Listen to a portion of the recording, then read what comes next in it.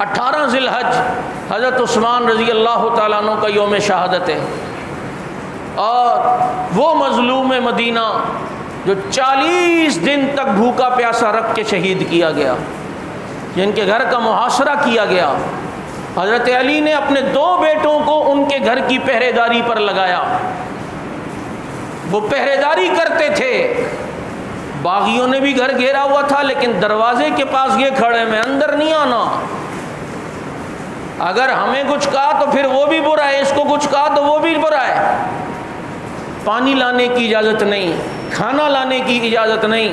بڑا لمبا واقعہ ہے، یہ 40 دن کی بھوک پیاس ہے۔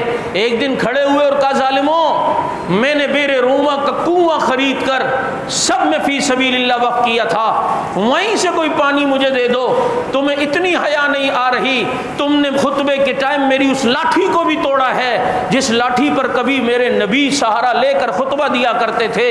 عثمان بن عفان رضی اللہ تعالیٰ عنہ، دنیا لوگ کہتے ہیں یہ کیسے پھر بھوکے پیاسے رہے؟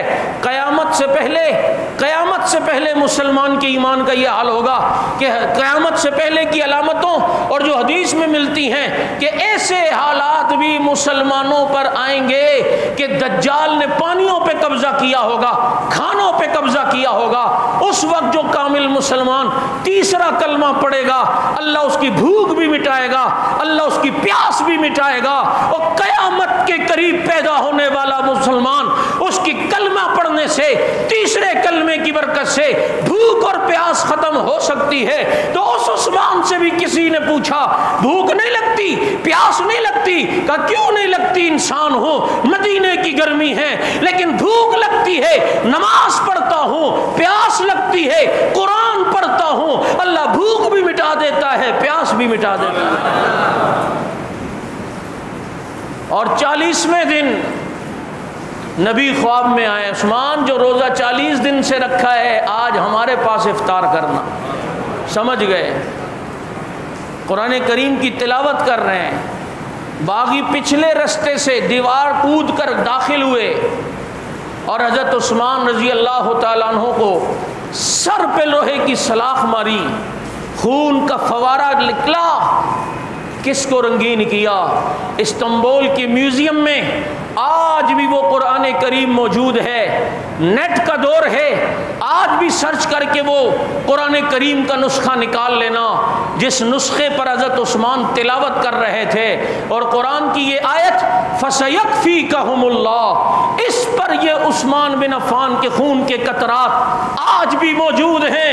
عثمان قرآن کے سامنے شہید ہوتا ہے، کسی کی شہادت کی گواہیاں ناگن چرنگی کی مسجد دے گی، کسی کی شہادت کی گواہی بدر و احد و کربلا کا میدان دے گا۔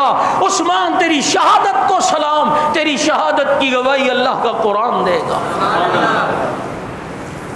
آج بھی جنت البقیع میں بالکل آگے جا کر حضرت عثمان رضی اللہ تعالیٰ عنہ کی قبر ہے، 3 دن تک حضرت عثمان کی لاش اٹھانے نہیں دی میت۔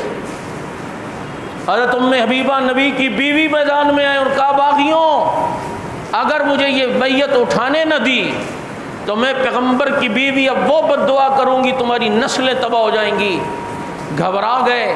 حضرت عثمان کے جنازے میں میت اٹھانے میں صرف 4 آدمیوں کو اجازت ملی اور وہ ان کی میت کو لے کر گئے جنت البقیع میں، دفن نہیں ہونے دیا، بقیع سے تھوڑا آگے دفنایا، لیکن انہیں کیا پتا تھا صحابہ جہاں قدم رکھتے ہیں وہ جگہ خود جنت بن جاتی ہے۔ آج جنت البقیع کا قبرستان حضرت عثمان کی قبر سے بھی آگے تک پھیل گیا ہے۔